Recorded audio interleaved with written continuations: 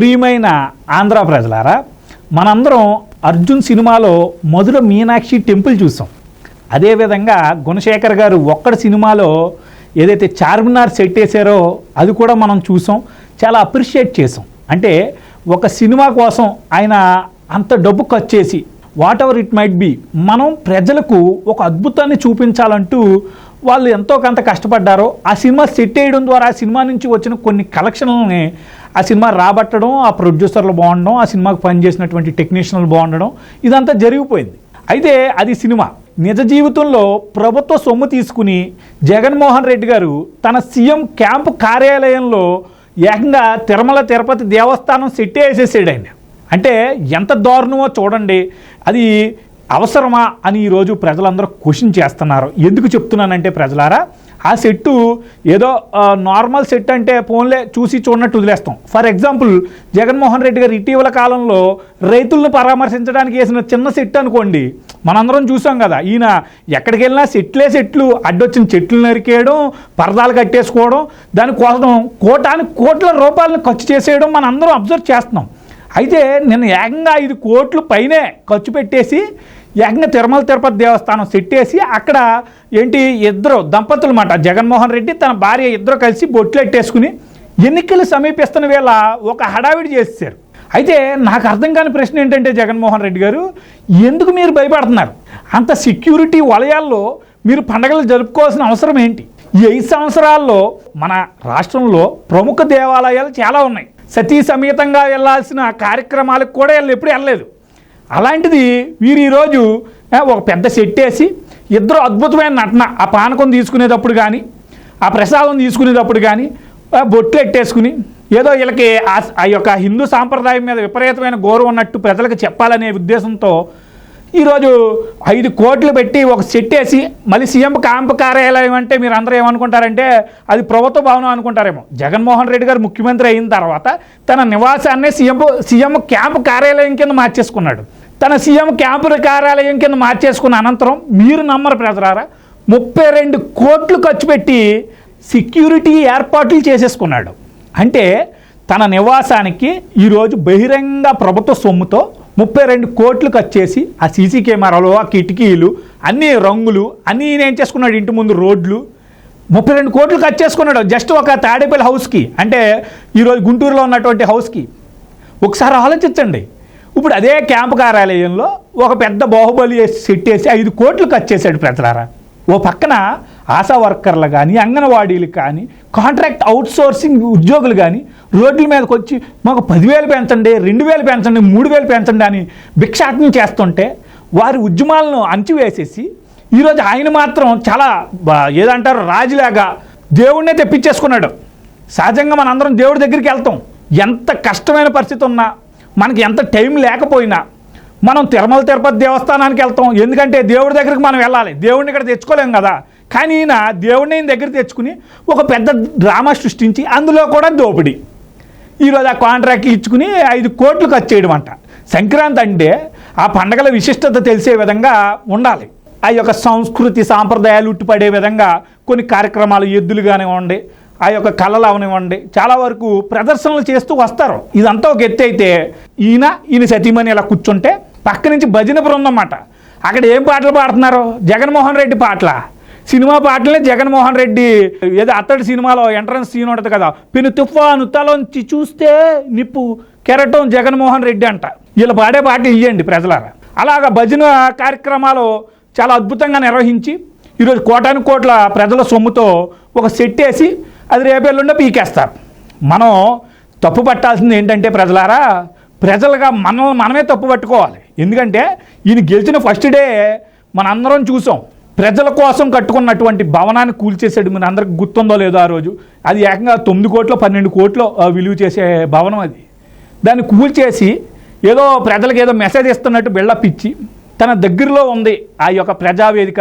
అది దగ్గరలో ఉంటే రేపు ప్రజలందరూ నా ఇంటి చుట్టూరు మూగేస్తారు, ఇలా అసలు ప్రజలు అనేవాళ్ళు నా దరిదాపుల్లో ఉండకూడదని చెప్పి ఈయన ఎప్పుడైతే సీఎం క్యాంపు కార్యాలయంగా తన నివాసాన్ని ప్రకటించాడో చుట్టుపక్కల పేదలు ఎవరూ లేకుండా మొత్తం స్వీప్ అవుట్ చేసాడు. ఎవరైనా నివాసాలు ఒంట్లో అందరినీ ఖాళీ చేయించేసాడు జగన్మోహన్ రెడ్డి. ఈరోజు నేను అంతా ఎందుకు చెప్తున్నానంటే, ఆయన ఏ పని చేసినా దోపిడీ లేకుండా చేయడు. మీరు అందరూ అబ్జర్వ్ చేయండి, ఈయన కొన్ని కార్యక్రమాలు పెడుతున్నాడు. అంటే బటన్ నొక్కడం, బటన్ నొక్కిన తర్వాత డబ్బులు విడుదల చేయడం, ఆ విడుదల చేసిన తర్వాత కూడా ఒక కార్యక్రమం పెట్టడం, ఇలాగా ఈయన పెట్టుకున్న ఏదైతే కొన్ని పథకాలు ఉన్నాయో ఆ పథకాలకు ప్రతిసారి ఒక పెద్ద వేదిక క్రియేట్ చేసి ఒక పెద్ద డయాస్ ఏర్పాటు చేసి ప్రజల సొమ్ము ఏదైతే ప్రభుత్వ సొమ్ము ఉంటుందో దాన్ని ప్రజలను తరలించి డబ్బులు ఇచ్చి వాళ్ళందరినీ కూర్చోబెట్టుకుని ఈయన ప్రసంగాలు చేయడం. అంటే జస్ట్ డబ్బులు వేయడానికి కూడా అంత ఆర్భాటం అవసరమా?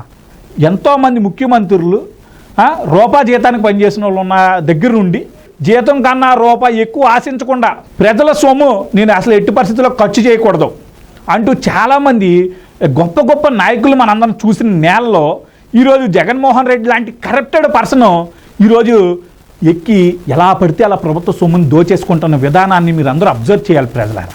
ఎందుకు చెప్తున్నానంటే ఈయన తాడేపల్లి క్యాంపు కార్యాలయం పక్కన పెడితే ఒకసారి మనం ఈయనకి లోటస్ పాండ్ ఉంది కదా హైదరాబాద్లో, ఈ లోటస్ పాండ్లో ప్రజలారా ఈ యొక్క సోషల్ మీడియా కార్యక్రమాలు చేస్తారు కదా, అదే దొంగ ప్రచారాలు ఇవన్నీ చేసే కార్యక్రమం ఉంటుంది కదా, అక్కడ పాపం చాలామంది పనిచేస్తున్నారు.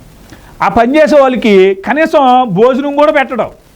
ఈ కోట్లు మింగేసిన జగన్మోహన్ రెడ్డి ఎంత గొప్ప మనసో చూడండి.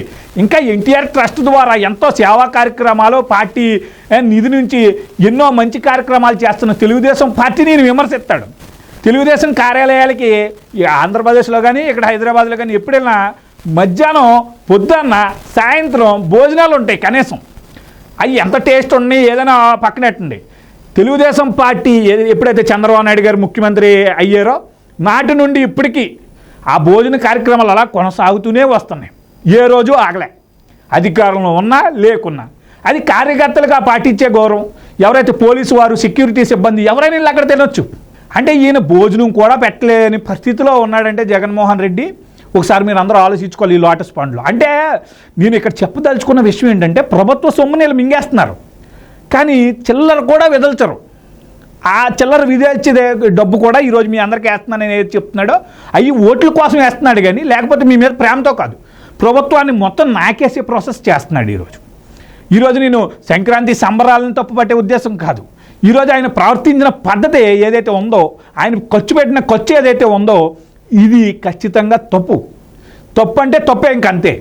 రాష్ట్రానికి రాజధాని లేదు, కానీ ఈయన తన భార్య కోసం రుషికొండ మీద ప్యాలెస్ కట్టేశాడు.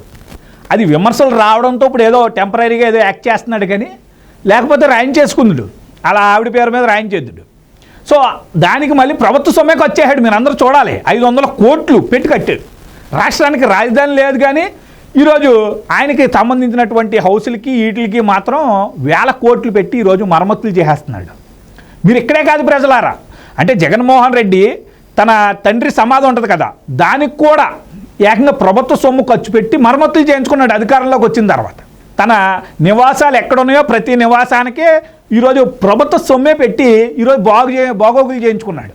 అంటే ఎంత దోపిడీదారుడో చూడండి. ఒక రూపాయి కూడా ఇన్ని కోట్లు తినేసాడు ఇసుక మీద, మద్యం మీద, మైనింగ్ల మీద. రాష్ట్రానికి ఖనిజాలుగా ఉన్నటువంటి ఐరన్ ఓర్లు, ఈరోజు సిలికా శాండ్ అంట, సముద్రంలో ఇసుక అంట, ఇవన్నీ ఇంత దారుణంగా తినేస్తూ కూడా కోటాను కోట్లు గడించి బంగారపు కుర్చీలు చేయించుకుని మళ్ళీ బెయిల్ కోసం కోటాను కోట్లు లాయర్లకు పనిచేయడం. ఆ పనిచేసిన సొమ్ముతో లాయర్లు కూడా ఈరోజు ఏముంటుంది, వాళ్ళలో డబ్బు ఆశవాహులే. సో వాళ్ళు కూడా ఇలాంటి దుర్మార్గుల్ని ప్రోత్సహించడం, ఏదో రకంగా వాళ్ళని తీసుకొచ్చి బయట ఆడేయడం, వీళ్ళు ఈ పంచిన సొమ్ముతో ఏదో ప్రజలకు మేలు చేయాలని అని చెప్పి మళ్ళీ వెళ్ళి ఓట్లు అడగడం. ఈరోజు రాష్ట్రానికి వెళ్ళి చేసిన మేలేంటి? ఈరోజు చంద్రబాబు నాయుడు చాలా బలంగా చెప్పుకుంటాడు ఆయన, ఎందుకు ఇక్కడ హైటెక్ సిటీని కట్టానని. ఈరోజు అక్కడ 10 లక్షల మంది ఐటీ ఉద్యోగులు, ఒక్క ఐటీ రంగంలోనే చెప్తున్నాను, ఐటీ రంగంలో 10 లక్షల ఉద్యోగులు ఈరోజు అక్కడ ఉద్యోగాలు చేస్తున్నారు. తన కమ్యూనిటీ వారు చేస్తున్నారా, తన కులపోళ్ళే చేసుకుంటున్నారు అక్కడ? ఒకసారి ఆలోచించండి. ఈరోజు ప్రతి సందుకి ఒక ఐటీ ఎంప్లాయీ ఉన్నాడు, అంటే ప్రతి గల్లీకి, ఇంకా తెలంగాణ భాషలో చెప్తున్నాను. అలాంటిది ఈరోజు చంద్రబాబు నాయుడు ఎంతో అవకాశాలు, అంటే చదువుకుంటే సరిపోదు కదా, మనకు ఉద్యోగ అవకాశాలు కల్పించాలి కదా, కల్పించి లక్షల జీతాలు మనకిచ్చి ఈరోజు సమాజంలో మిడిల్ క్లాసు పూర్ ఫ్యామిలీసు సగర్వంగా బతికే విధంగా ఆయన క్రియేట్ చేసిన ఎన్విరాన్మెంట్ని ఈరోజు కొనియాడాల్సింది పోయి ఈరోజు ఆయన్ని తీసుకెళ్లి జైల్లో వేసి ఆయన్ని అణిచేసే విధంగా చర్యలు తీసుకుని ఎలాంటి, ఇప్పుడు ప్రభుత్వాలు అన్నాక అవినీతి చేయమంటే మినిమం చేస్తాయి. నాకు తెలిసి ఈ భూప్రపంచం మీద అతి తక్కువ అవినీతి చేసే పార్టీ ఏదైనా ఉందంటే తెలుగుదేశం పార్టీయే. అంటే పార్టీలు నేను అస్సలు చెప్పను, పార్టీలు నడపాలంటేనే బోల్డ్ డబ్బు కావాలి. అలాంటిది చంద్రబాబు నాయుడు లాంటి వ్యక్తిని 200 కోట్ల స్కామ్ అన్నాడు, 100 అన్నాడు, ఆఖరికి 25 అన్నాడు. 25 కూడా తేల్చలేకపోతున్నాడు జగన్మోహన్ రెడ్డి. ఎందుకు ఇంత దారుణమైన పరిస్థితి రాష్ట్రానికి వచ్చిందంటే మీరు అధికారం ఇవ్వడం వల్ల ప్రజలారా. ఈరోజు తన బాగున్నాడు, తన కంపెనీలు బాగున్నాయి, తను బాగా సంపాదించుకుంటున్నాడు, వాళ్ళందరూ బాగానే ఉన్నారు. రాచరిక గోళ్ళ కట్టుకుని రాచరికంలో బతికేస్తున్నాడు. ఈరోజు తన పాలన మొత్తం రాచరికంలోనే సాగుతుంది. ఈయనేదో పెద్ద గాడ్ లేక ఇప్పుడు దాకా ప్రజల దగ్గరికి ఒక్కసారి కూడా వెళ్ళలేదు. సో ప్రజలందరూ ఆలోచించుకోవాలి. ఎందుకంటే ఈరోజు జగన్మోహన్ రెడ్డి అనే వ్యక్తి ఓడిపోతున్నాడని తెలుసో, లేకపోతే ఆయన తనకు అధికారం ఇచ్చేశారు ప్రజలు, ఇంకా రాష్ట్రం అంతా తన చేతుల్లో ఉంది, మనందరం బానిసలం, దేవుడు కూడా బానిసే అనుకునే విధంగా ఆయన సాగిస్తున్న పరిపాలన తీరుని ఒకసారి మీరు అందరూ అబ్జర్వ్ చేయాలి ప్రజలారా. లేని క్రమంలో మనం కానీ మన భావితరాలు కానీ మరింత నష్టపోతాయి. ఇక ఎలక్షన్లో దగ్గరలోనే ఉన్నాయి కాబట్టి మీరు అందరూ ఆచితూచి ఆలోచించి ఓటేసి నిర్ణయం తీసుకోవాలని మనస్ఫూర్తిగా కోరుకుంటూ మీ శ్రేయోభిలాషి సుబ్బు.